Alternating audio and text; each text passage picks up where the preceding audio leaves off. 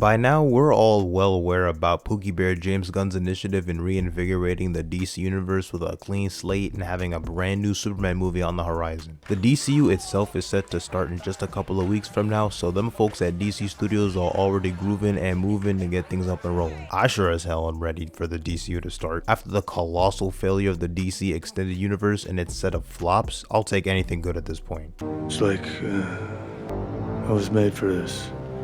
But a thing I've been the most curious about is how the foundation of the DC universe is going to be conveyed. What will the established canon look like, and how will it introduce audiences to a new take of the DC pantheon? The inspirations for each project that's been announced thus far, and what direction they're headed for the numerous unannounced projects. One of the key differences in this new canon is that it's not starting out with a bunch of origin stories for each main superhero, nor does it depict the age of superheroes as just beginning. Many of these characters have existed for a while, and we're going to be experiencing an already lived-in universe. While they are still telling a grand central story similar to that of the MCU, DC Studios' approach to storytelling is also akin to that of Star Wars, where there'll be stories set in different time periods and places. We see glimpses of that in the first 10 projects that were announced, as you have most of them set in modern day, but then you have the Wonder Woman prequel series Paradise Lost, taking place on Themyscira before Diana's birth. Described as a Game of Thrones style drama filled with political intrigue and scheming between power players. Booster Gold centers on a character from the future who travels back in time to become a superhero in the modern day by using technology from said future. It really brings up the question of how the continuity will be laid out and how the events of Superman, Creature Commandos, or whatever project is installment impacts the overall scenery of metahumans and superheroes alike, since they've been established for so long in the DCU's timeline. So do you know in your head where like the age of superheroes began? Like, was there a Creature Commandos back in like World War II, the way there was in the comics, I believe? Well, I don't know if there was a Creature Commandos back, but I do know there's been metahumans and superheroes for a long time. But as time has gone on, and I don't think this is giving away too much, there's more of them today than there used to be. Okay. And they're more of an issue today than they used to be. So this doesn't really have anything to do with Creature Commandos, but it is, kind of where we find ourselves. Okay. Getting a super. Okay. It's always been something people have wondered why Creature Commandos, of all things, a group of characters barely anyone has heard of, is the first canonical DCU project. Well, apparently it was in development a while back, and Gunn wrote the script before he became the official co-CEO of DC Studios. It was always intended to be an animated series centered on these monstrous-like characters, so when he got the job, he was like, well, the script's already complete, might as well give it the green light. Fine. I'll do it myself. The show will provide our first glimpse into one aspect of metahumans roaming around in this universe and highlight how some villains reflect the more fantastical nature of established veteran heroes, like Batman for example, who we know has been operating as a vigilante for at least a decade. Villains like Clayface are shown briefly in the Creature Commandos trailer, and this is a slight spoiler for the show, nothing too major and is something we kind of already knew, just with a little bit more added context. But Alan Tudyk technically voices two Batman villains in the series, as he not only voices Dr. Phosphorus, one of the Creature Commandos, but also Clayface. Anyway, I play actually Clayface in this series. So I play Clayface in Harley Quinn. And he sounds like this, and he's an idiot. And then in this, Clayface is a killer. We have a huge fight, and he's a homicidal maniac. The show also is the first indication as to why some people are a little confused on the DCU continuity, with it obviously being a reboot, but also maintaining some elements from the DCEU. It's one of those cases where nothing that has come out previously is canon unless it is stated to have happened in the course of any DCU project, thus making it canon. Some events that occurred in previous continuities, i.e. Peacemaker Season 1 in the DCEU, may have occurred in the official DCU timeline as well, but with some slight differences. Because we were all wondering how Creature Commandos takes place after Peacemaker Season 1, since Amanda Waller can't use humans for her task force operations, and Peacemaker Season 2 takes place in the DCU canon, despite the fact that the first season was established to be a part of the DCEU. So to clarify, this is a complete reset when it comes to the lore. Nothing is true canon to the DCU, and Creature Commandos will be the first project set in this universe. But But if something that happened previously is mentioned in conversation, then a version of that event or character is now canon and can be utilized to some degree. Take that of what you will. So what's canon and what's not these days in the DCU? Because obviously, like, we have Weasel, we have aspects of the Suicide Squad and Peacemaker as well. Yeah. Like, what is your thinking in terms of how that works? Real simply, nothing for sure is canon unless you see it in Creature Commandos forward for the DCU. Okay. Now, in Creature Commandos, you'll hear them talk about things that happened in Suicide Squad or Peacemaker. Well, then those things automatically become canon. The truth is, almost all of Peacemaker is canon, with the exception of Justice League Appearance. You're late, you dickheads. Which we will, kind of deal with in the next season of Peacemaker. Oh, okay. But really, to be totally sure, everything that's purely canon is Creature Commandos through Superman, through Lanterns, Supergirl, Peacemaker Season 2. While each individual project strives to have its own identity and tell a compelling story, there is still an overarching narrative that will be developed to some extent. According to Gunn himself, the events of Creature Commandos will have some impact on Peacemaker Season 2 and Lanterns. He previously stated that each project will be crafted to be watched and enjoyed separately, but it will still be a connected universe with overlapping themes and characters. Planting the seeds for some of the larger key players can be seen via Rick Flag Sr., who is set to have a minor role in the Superman movie and a major role in the second season of Peacemaker, which could create for some interesting conflict considering Peacemaker killed his son during the events of the Suicide Squad.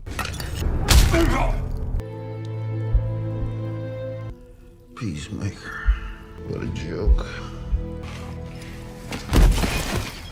I think any connections to Lanterns, whether they are very minuscule or grand, will tie back to the overarching narrative of the DCU in some way. Lanterns is described as a series in the vein of True Detective, focusing on Lantern legend Hal Jordan and new recruit John Stewart trying to solve an Earth-based mystery that plays a really big role in leading into the main story of the DCU. It's said to have a terrestrial-based setting that's very grounded, believable, and human. Some of the creative team behind the show include HBO Watchmen show creator Damon Lindelof, Ozark showrunner Chris Mundy, and well-known DC Comics writer Tom King. Now, me personally, I would have started with a Green Lantern Corps movie as a part of the first chapter and leaned in on the cosmic space side of things, but if they have some talented writers and this is the story they want to tell with confidence, I'm gonna let them do their thing. I highly doubt this is the only time we're gonna see any Green Lanterns as central protagonists, and having the show's tone be more grounded doesn't mean the mythos of the Lantern Corps is going to be as well. While Gunn said he had no plans for a direct Justice League The New Frontier movie that would be a direct adaptation of the comic of the same name, which also had an animated movie, the story would still serve as a major influence on DC Studios. This has led many to speculate on the major villain of the DCU being the Center, or Dinosaur Island, which is the primary antagonist of the New Frontier story. The Center is essentially this living, sentient island that's been on Earth for millions of years and has been observing the actions of humanity throughout that time. It views humans as a species that will cause the destruction of Earth, seeing the things humanity has done over the years, and decides that all humans should be wiped from the Earth. So it's kind of like Ultron, saw what humanity had been up to on Earth and was like, yeah, y'all gotta go. This isn't confirmed or anything, nor did it come from any reliable scoopers, but there had been rumors of Dinosaur Island making an appearance in Creature Commandos. Not to mention, having the Center being the central antagonist does fit with the DCU's title for Chapter 1, which is Gods and Monsters. This first chapter is called Gods and Monsters. Now this, what I'm about to tell you, is a part of the first chapter. It's not the entire first chapter. And you'll never guess what the fourth chapter of the New Frontier comic series is titled. Shit!